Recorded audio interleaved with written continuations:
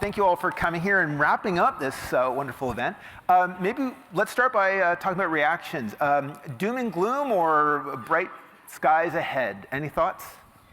Well, it wasn't the most uplifting of presentations, but I liked your concluding remark about if you're stable and predictable and see a rosy future, go ahead and pay that dividend, because that's what we do.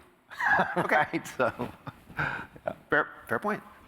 If you listen to our earnings call, Brien, I don't disagree with you about the external environment at all, but I think the opportunity for out-of-home right now is phenomenal because the creative destruction is going to bring business our way. Okay, Nick? I think exactly the same. I remain so optimistic if we focus on the particular industry verticals that are looking for consistency and they're looking for reliability of their communication. And they're not, we are not watching it being pulled away. But I'm just frustrated that I just bought a house. Nick, welcome. It's good to have you here. up. Thank you. I appreciate it. And you were a great voice for us yesterday. Very Thank you powerful. very much. Thanks. Thank you very much. Well, okay, so let's talk about how the industry gets to this more optimistic view, or how, again, I think there are elements of positivity. I'd argue that inside of a $400 billion US market, outdoor advertising, $10 billion, arguably there's $390 left to go. So even if you have even in a $400 billion market, stable or declining, there's upside potential. How? Well, let me talk local first, which I am want to do, given that we're 80% local in terms of our revenues. There's no question but that we're taking share at the local level. It's demonstrable. I can point to specific media. I can point to specific verticals. So, there's no question but that is going to help us grow that. National has been a bit of a challenge of late. But again, on the local level, whether it's taking share from radio, taking share from newspapers, or for God's sakes, Yellow Pages, you can point to very specific verticals who have moved from them to us. Yeah. And it's demonstrable. Okay, so share at the local level. Scott, where do you see the growth? So I agree with Sean on the local opportunity, but I'll add on the national level, and I think I'm going to go where Nick was heading as well, is that we are demonstrating our ability to be relevant to advertisers directly. If you think about this business 15 years ago, what's called national was almost entirely achieved by having agencies RFP the money to the media owners. Over the last 5 years, we've all been experimenting with climbing the stack in a variety of different ways.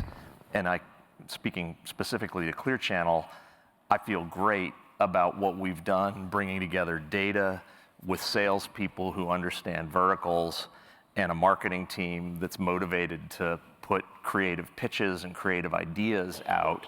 So selling ideas about a vertical to a vertical with the ability to wrap measurement around it. We have traction on this, and it's going to pay for itself, and it's something that many other media have been doing for years. Out-of-home has only been doing it for a brief time. The big question, maybe I'll flip it to Nick and come back, but is how do you get past the 3%, 4% organic kind of growth rate? And again, I consider myself an optimist on outdoor advertising, believe it or not. And I think it's been right to say that there are other so-called traditional media, and outdoor advertising has outperformed all those so-called traditional media. Yes, digital helps and all that, but the fact is that it's different and there's opportunities for growth, but it's still a 3 or 4% growth.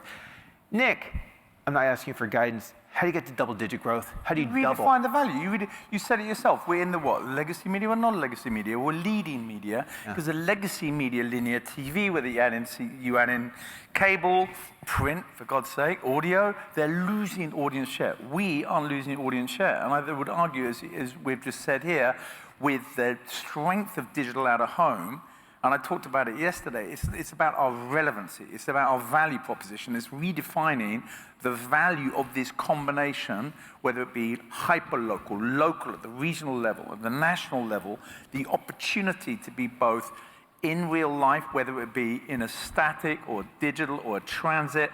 And what is that? Not as a fact, but a benefit. And this is a marketing challenge because, as Philip Kotler said, you're either a brand or you're a commodity. And we are a remarkably strong brand. In fact, I was beaten up quite severely by a leading client. I happened to say something about legacy media. And she said, no, you're not a legacy media. You have legacy people, you have legacy mindset. You're not a legacy media. You're a leading media because some of my clients love the brand. And we have brands at the most sophisticated level like Apple. And then we have some of the legal profession is spending the most of its category in our medium as a concentrated medium. Why?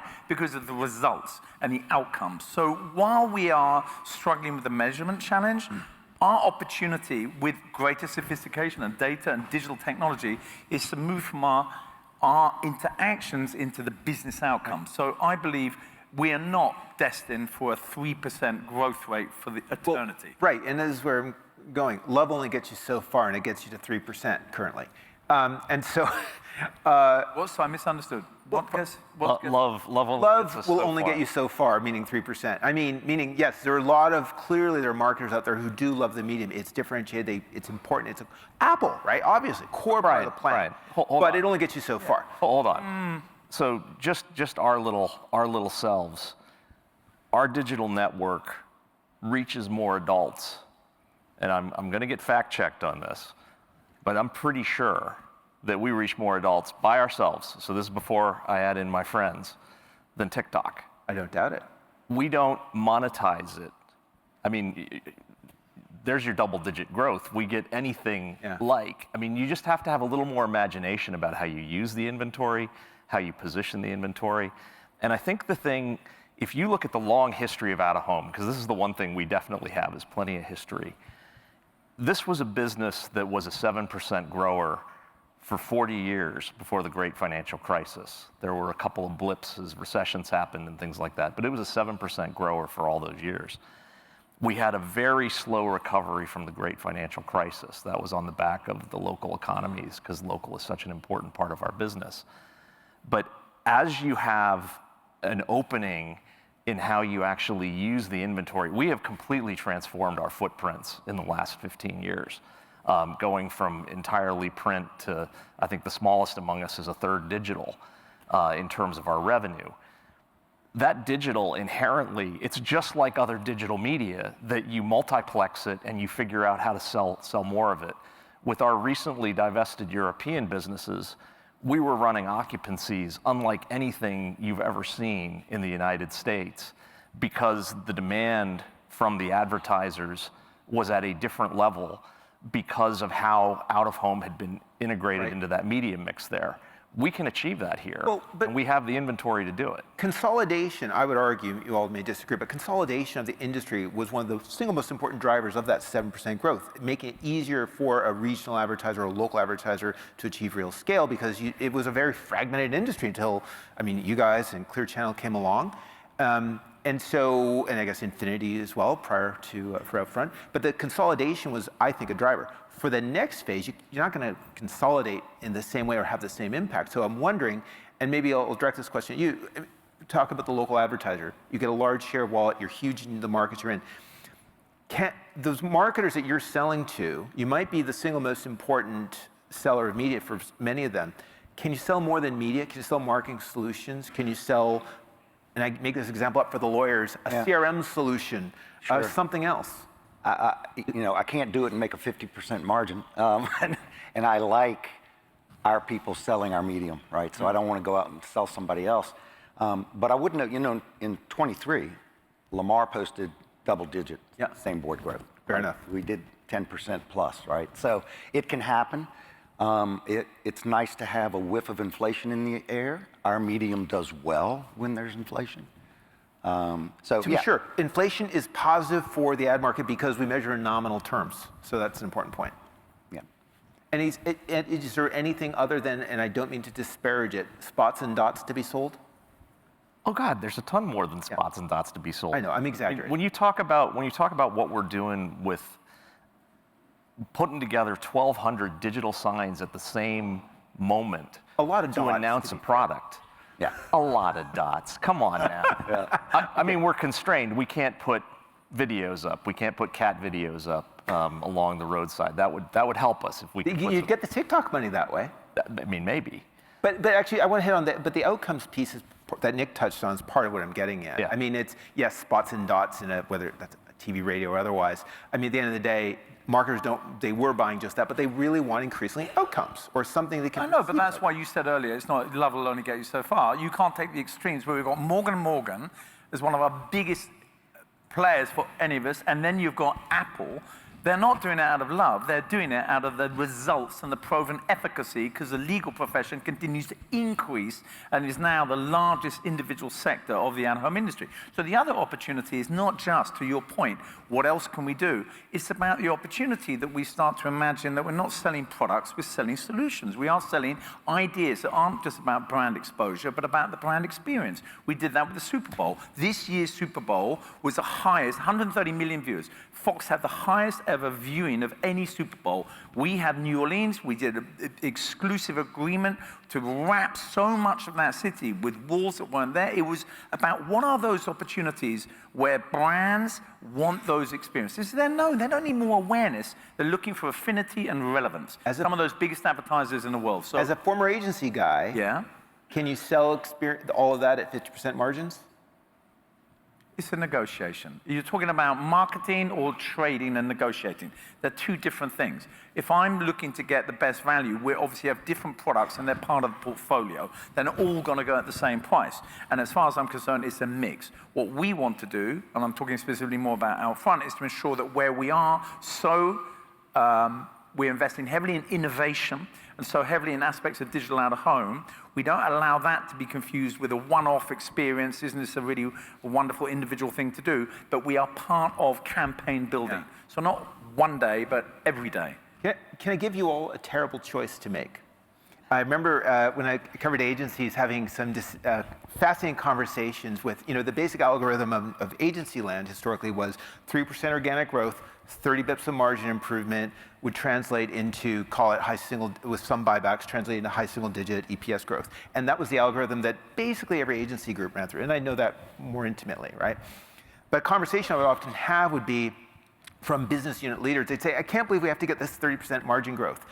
I should be chasing pure revenue growth at stable margins, for example. And so the issue there was I calculated 5% organic growth and no margin improvement is the same mathematically as 30 bips of margin improvement. Sorry, 3% organic growth and 30 bips of margin improvement. Okay, your choice. If you could choose margin erosion or stability with low growth or higher growth. Actually, no. So if you could have the same overall margin in absolute numbers, but you could get faster growth, would you do it? Well, I mean, our history, speaking for Lamar, is we are always going to drive margin. Yep. I mean, that's what builds shareholder value, right? I mean, so, for me, that's a no-brainer. Yeah. Would you drive, again, if you could drive revenue growth at a lower margin, would you do it? Bottom line growth is what. That's what matters. Okay. Cash is king. Cash matters, and for you? You bank profit, you don't bank revenue. Yeah. And I wouldn't answer it anyway because I've got an earnings call tomorrow. But it comes down to what. But Here, I got one too. But I observe that investors get trained to focus on certain things, and it can be hard to transition them away from whatever they've been used to. That becomes a big issue, no? Yeah. What about, okay, so a bigger issue is that I observe that the digital platforms have grown in part because they're no longer line items. Digital is not a line item for most marketers, at least at the national level. Meta is a line item. Google's a line item. Yes, TikTok is a line item. And they're able to compete very differently. Outdoor, I believe, is a line item. Television is a line item. Radio is a line item. Is it better to focus on growing the pie of the outdoor number? Or is it better to kind of blow out a side of the perceived line item and become your own line item? Maybe you already are with many of your customers, given the SKU. Yeah, I mean, look, at the local level, we're a line item, right? And just as an aside, attorneys, they know how to buy us. And they buy circles around the national guys. They really do. Yeah. They understand where and why they're buying. They understand tonnage. They understand brand because they stay up there all the time. They don't go do the, let's go buy an iconic unit, take a picture of it, and do social media around it. Hear, hear. It's not their thing. They are up and steady up. And it makes a difference, and they know what they're doing. They really know what they're doing. You know, look, advertisers use us different ways, okay? In a sense, we're a line item, but for others, we're one of their primary media, right? I'll give you an example. Great guy, Todd Graves, Raising Cane's. He tells me, he's a good friend. He tells me he can't buy linear TV anymore. He can't figure it out. So what he does, 100% influencer and 100% billboards. That's what he does. That's it. And he's incredibly good at it, and he's hyper-local about it. And there was a slide up here yesterday about how much influencers cost. He gets them on the cheap, right? And he gets them up on the boards, and that's it. And he measures down to the fraction of a penny cost per CPM. He really does. And like I said, we're more than a line item to him. We're his primary medium. Interesting. How about So I'm going to take a little different angle on it because I think Sean answered the line item well. You talked earlier about AI being a workflow thing, and I'll tell you what, one of the biggest problems that advertisers have with out-of-home is getting the creative. The creative has always been a problem. I know everybody comes up here and says, oh, it's the measurement. What I've heard in actual dialogues with customers is, I don't really want to spend the money to like figure out how to get it to 6 words and make it simple. Here's why that's relevant. AI is going to give you the ability to scan all that video that everybody's producing, because everybody's producing more video than they've ever produced, and pull out those moments that are the moments that are impactful moments and figure out how to put a tagline on it. That by itself is going to change the economics of doing an out-of-home campaign in a fundamental way, local or national. And I think it's going to be a huge tailwind for us in this business. The tool set isn't there yet, but I promise you somebody's inventing it, and it's going to be there. And that's going to help us become more of a line item. Because the thing I think, everybody talks about, you know, hey, it's 8% in this country or it's 10% in that country, but it's only 2.5% here in the US. Part of why that is because we haven't been mainstreamed by the biggest budgets. But we are a line item, back to your question, to some of the most valuable brands in the world. well, And that, outdoor is a line item, or is Clear Channel Outdoor a line item? I would say Clear Channel is for some of the biggest brands, but is it as many as I'd like? Absolutely, Yeah. Absolutely not. And no question it is with some of our local advertisers. Nick, I mean, Well, I think I just want to also challenge the fact you say, you know, the opportunity of a line item. I mean, Sean told me that about Raising Cane's, and I was thinking, I thought it was such a wonderful proposition that someone had redefined, not just building their brand, but driving growth, that there was a combination only, you told me, you know, this leader you knew had come off TV, and it was out of home in the creator community. And that opportunity to take that to Unilever, let's say, as a major global advertiser who doesn't use the medium, right? In general, they really don't use the medium. Because if you look in the US, you say, you said it earlier, $400 billion is estimated to be spent. Of that, 300 billion, 70%, is going to be digital. Of that, let's say 200 billion is hardcore performance related. They've got too many channels. They wouldn't consider us. They've got too many options. It's all too cheap. They're CPC, they're lead gen. Okay. There's $200 billion. There's $100 billion spent in analog. Well, we can go and get share of linear TV. We can get it off radio. If we can't take it off print, I don't know. Then we've got another 100 billion that is the vortex, let's say, of the digital giants that have dragged the pendulum so heavily into short-term performance marketing. And what we need, and we are recognizing that the pendulum, I'm certainly sensing it. We're talking to Bob Leardis and talking to many of the biggest marketers who are my clients for decades, and they are believing it and sensing it. It's not easy because the average tenure of a CMO now is less than 2 years. So the short-term pressure, and I'm not saying this economy is going to help it, but if there is a rebalancing of that pendulum, brand building, brand and performance together are rolling that with the benefit of AI enablement, with the benefit of new value propositions for building brand. That is our marketing challenge. It's our opportunity. Yeah. Well, and another opportunity, I think, Sean, you just hit on this and worth diving into a bit. Influencers, I mean, I think it's entirely credible to say, and back to what you said about AI-based tools to extract things, but the idea that why isn't outdoor advertising part of an influencer budget? Exactly right. Right? That's like, exactly right. They're unambiguously, notwithstanding that Unilever is probably not putting 50% of their media budget. No, but we're in a creative economy. You talk to Hershey's, I just recently talked to them, they are losing share to Mr. Beast and his chocolate brands. Right. Talk to Gatorade, he's losing share. They're losing share to Logan Paul and his new power drink. I mean, we are going to see the evolution of the influencers move from being the creators, from just being ambassadors, to being the entrepreneurs.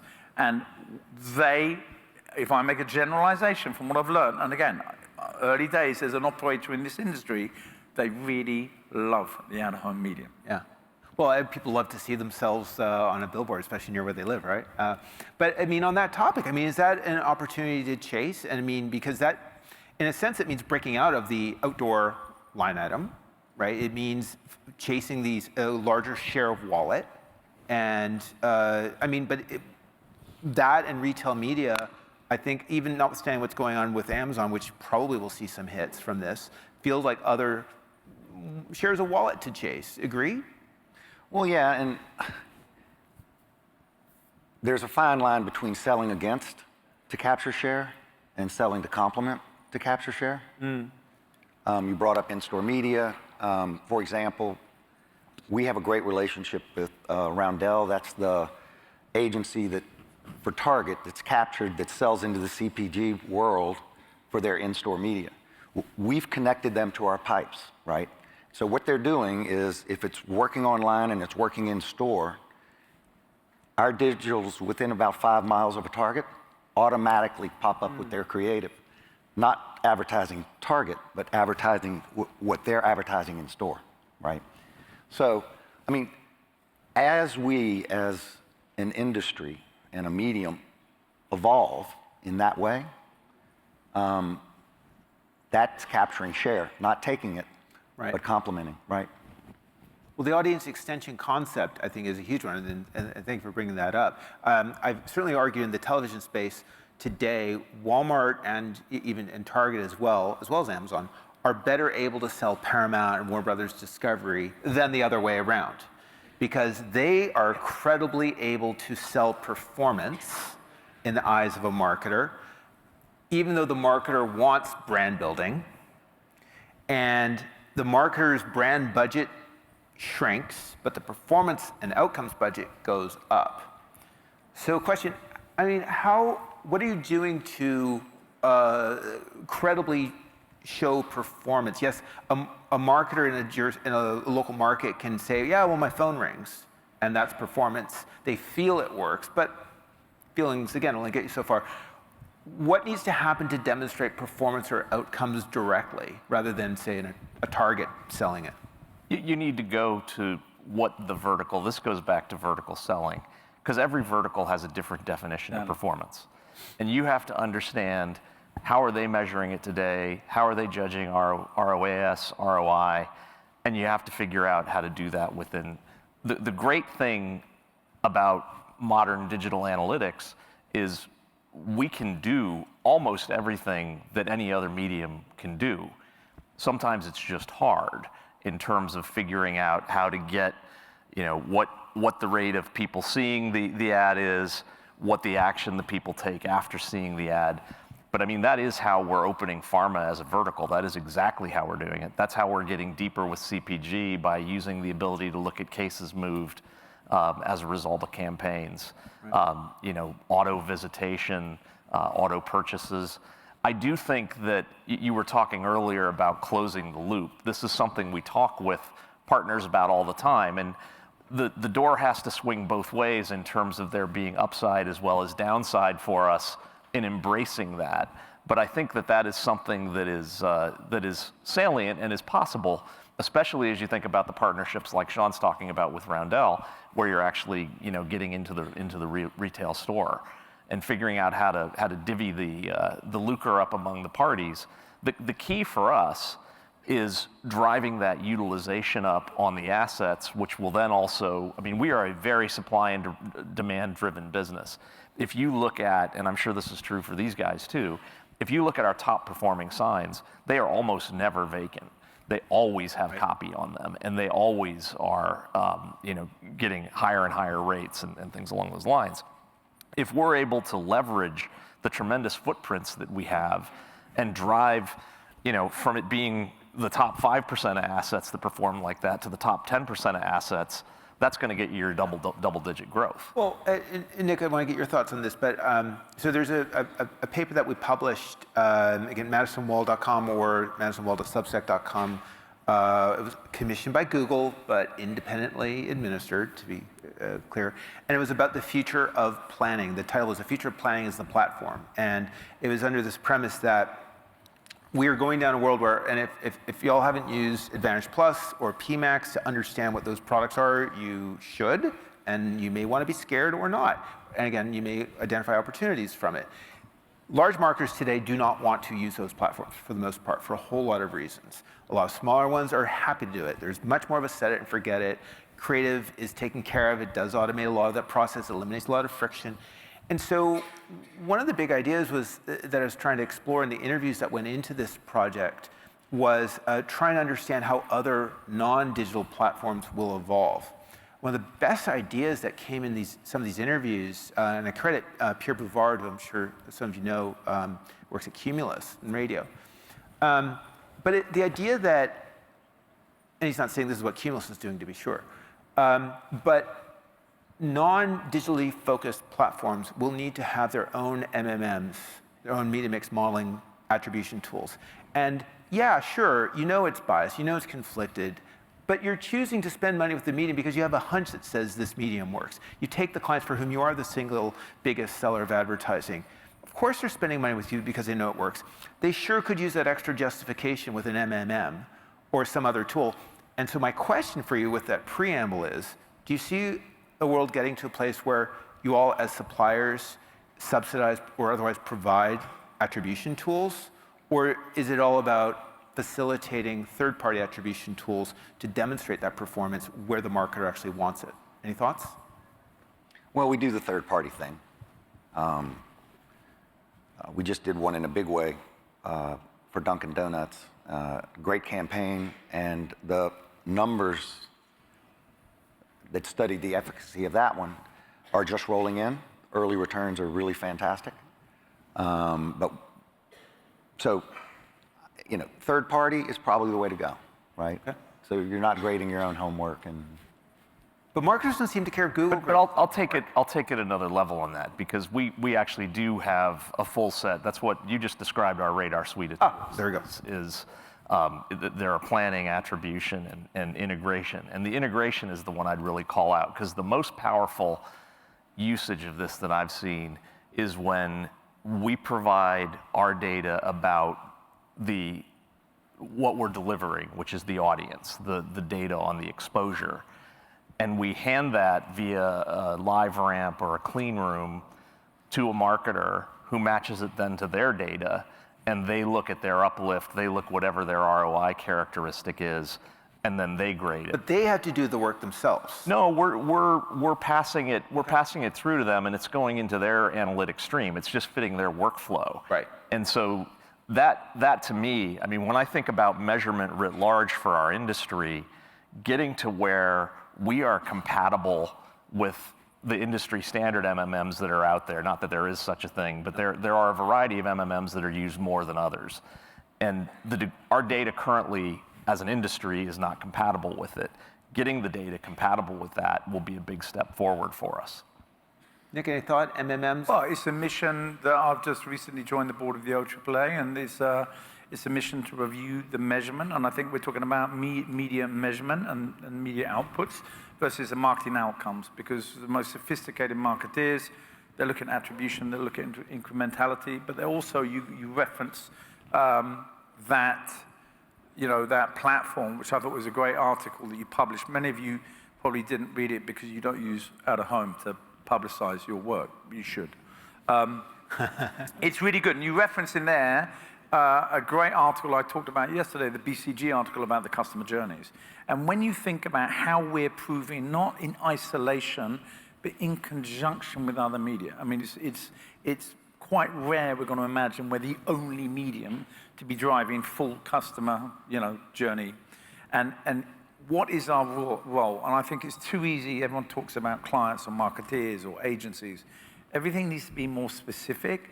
As Scott said, and I know Sean believes this as well, once we start to become more sophisticated with the industry verticals, because the way we talk to a retailer with their challenges with Amazon is completely different with automotive category and the way they're dealing with whether it be tier 1 all the way down to a tier 3 local dealer. So getting more specific around that and understanding what those challenges are in that industry category and how we actually measure the success of our medium from a customer journey all the way through to what are the business results. Because it isn't just sales. Everyone's got a shorthand. No, the job of great advertising is to drive the most sophisticated prospects as into the dealerships. We're not selling the cars. We're driving qualified prospects into the dealership. So once we get more, that gets more machine tooled, I think personally it's dangerous to do it on our own, to believe we can't use third-party independent validation, because then you're running into the buzzsaw that I think there's gone with a lot of the walled gardens. And let's wait and see how that plays out.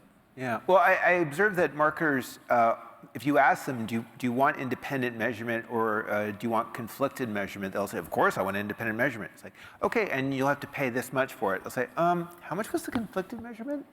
And it's not different than, say, principle-based trading as a concept, where my observation when it comes to large marketers, when they're presented with, hey, what do you think your agency buying media and selling it to you and then advising you on what else they're going to buy, the client says, that's terrible, that's terrible. They say, okay, fine, you can pay for the full freight for the services. And they go, wait, how's that principle-based trading thing work again?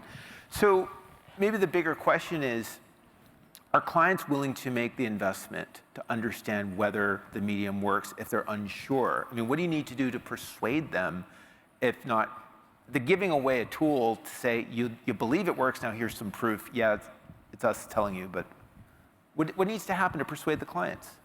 Well, I mean, the one data point we have is programmatic, how it's bought, why it's bought, and the fact that we're getting a higher CPM because we're giving them a richer data set that they're willing to pay for, right? I mean, it's a pretty good proof point.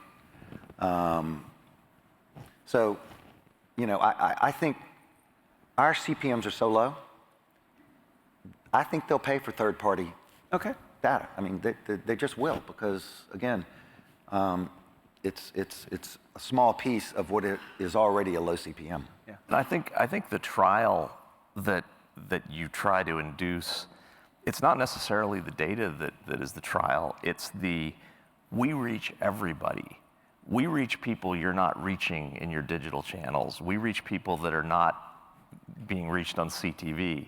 And that message is getting more and more every year that goes by as the ad blockers get better and as the whole war against advertising plays out. That proposition of we reach everybody is incredibly powerful, and then having a data set that can back it up. And again, when I talk about what we're doing with Radar, we are using third-party methodologies. It's not that we've concocted our own methodologies. All that we're in essence measuring is the exposure data that then we're putting into methodologies that are accepted in other media. That's what it's all about. Fair enough.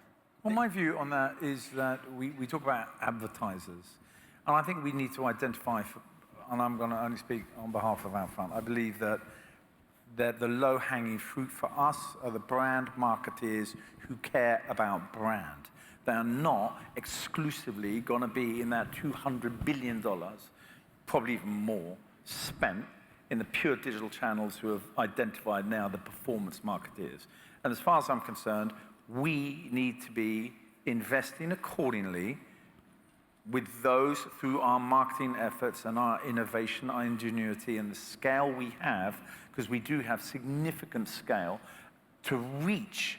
And then it's not about the frequency levels, it's about the influence our great medium has. And I talked about that a bit yesterday between, proximity and therefore the trust levels. Because versus their continued significant expenditures in the digital environments that are controlled increasingly by the algorithms, there is no brand safety, these are skippable, and they interrupt people's experiences. We are part of the fabric of their lives and culture. We need to be evidencing that more. We need to be marketing that in a different way. And we need to be supporting it with the relevance for success, whether that be on the media deliveries or whether it be on the attribution scores or ultimately on the business results that they're looking for. Maybe sales, maybe uplift, maybe consideration. So I believe the future is so bright for our medium because our medium has great ability in the context of this emerging world to be more relevant, more powerful, more authentic and trusted, because clicks don't build the brand. Hear, hear. Yep. All right. Well, what a great way to wrap it up. Thank you very much. Thank you. Appreciate it. Scott, Nick. Yep. Thank you, everyone. I guess